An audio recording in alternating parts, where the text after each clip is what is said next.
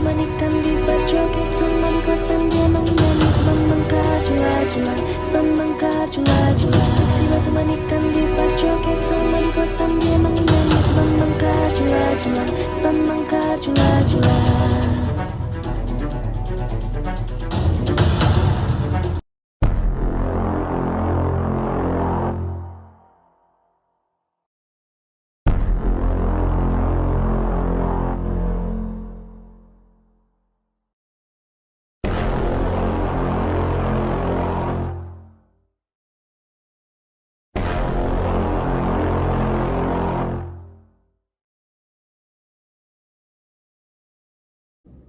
Negara kita Indonesia, negara yang terdiri dari 34 provinsi dan 17.000 pulau yang tersebar dari Sabang sampai Merauke.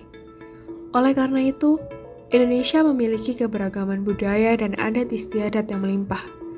Keberagaman memang sering dianggap sebagai kekurangan yang memecah belah. Namun kita harus bisa menjadikan keberagaman itu menjadi rantai penyatu bangsa ini. Persatuan adalah misi.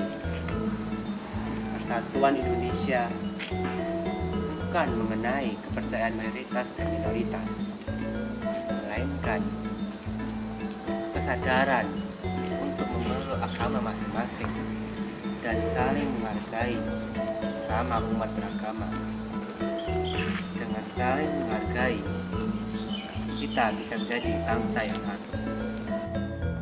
Persatuan Indonesia. Persatuan bisa dicapai dengan sikap humanis dalam masyarakatnya.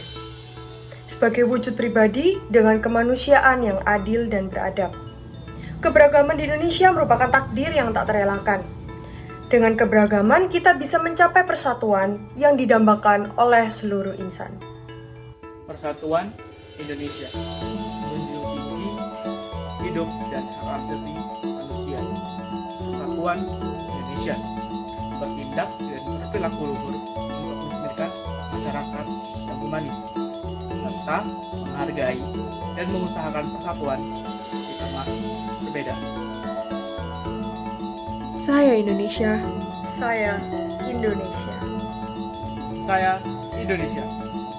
Saya Indonesia. Sosok sejati pembela bangsa, pembela negara meskipun dengan alat seadanya. Orang menyebutmu pahlawan. Demi negeri, kau rela mengorbankan diri.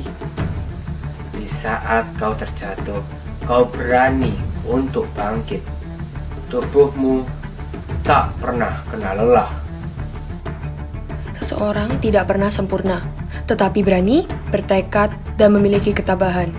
Seseorang yang memahami tanggung jawab di atas kebebasan yang akan datang. Perkenalkan, Albertus Sugija Pranata namanya. Suatu bangsa sudah pasti menghargai jasa para pahlawan dan pejuangnya. Dengan menghargai pahlawan, kita satu langkah lebih dekat kepada persatuan. Inilah bentuk ungkapan kami, bentuk ungkapan seni untuk para pejuang. Khususnya, ia pahlawan kita, Albertus Sugija Pranata. Terimalah persembahan kami, satu tujuan, satu kemenangan.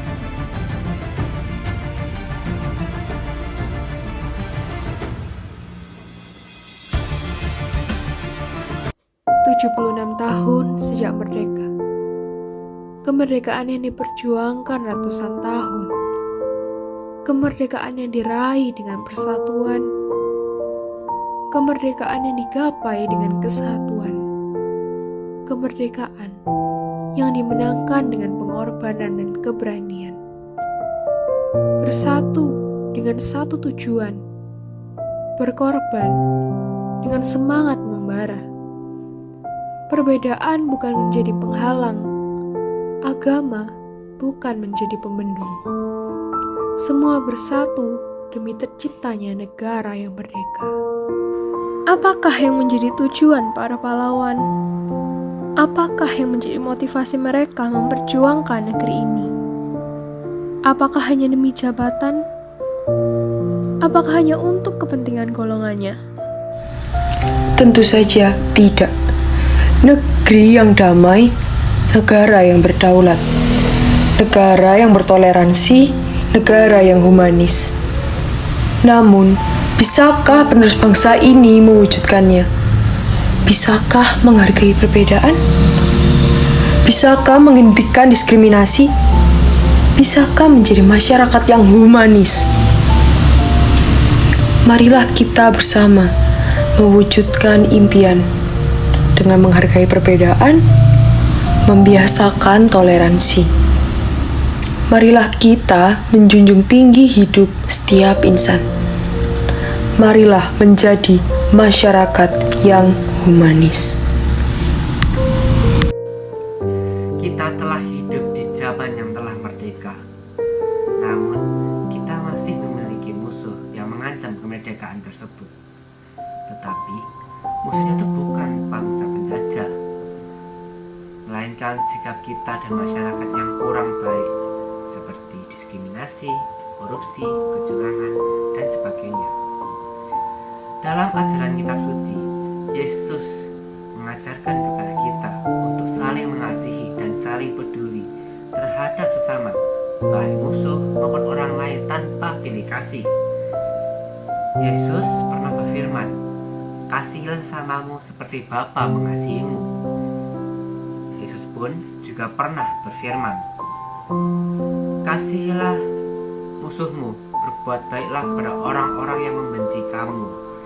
Mintalah berkat bagi orang-orang yang mengutuk kamu. Berdoalah bagi orang-orang yang mencaci kamu. Jikalau kamu mengasihi orang yang mengasihi kamu, apakah jasamu? Karena orang-orang berdosa pun mengasihi juga orang-orang yang mengasihi mereka. Kasihilah musuhmu dan berbuat baiklah kepada mereka, maka upahmu akan besar dan kamu akan menjadi anak-anak Allah yang maha tinggi, sebab Ia baik terhadap orang-orang yang tidak tahu berterima kasih dan terhadap orang-orang yang jahat." Dengan firman Yesus tersebut, kita diajak untuk saling peduli terhadap sesama kita tanpa membandingkan sara, yaitu suku, agama, ras, dan antar golongan, latar belakang, dan sebagainya. Salah satunya adalah memberikan bantuan kepada orang-orang yang berkekurangan, baik secara fisik, ekonomi, dan mental.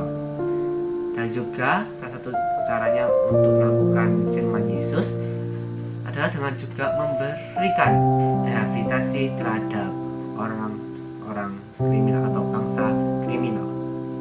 Dari puisi, kita bisa menyimpulkan bahwa perbedaan bisa menjadi pemersatu bangsa dan dibuktikan dengan perjuangan para pahlawan yang bekerja sama bahu-membahu untuk memperjuangkan dan memenangkan kemerdekaan dari belenggu penjajah.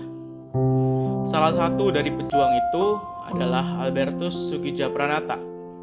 Beliau dikenal dengan Uskup Pribumi Indonesia pertama dan dikenal karena pendiriannya yang pro-nasionalis, yang sering disebut 100% Katolik dan 100% Indonesia.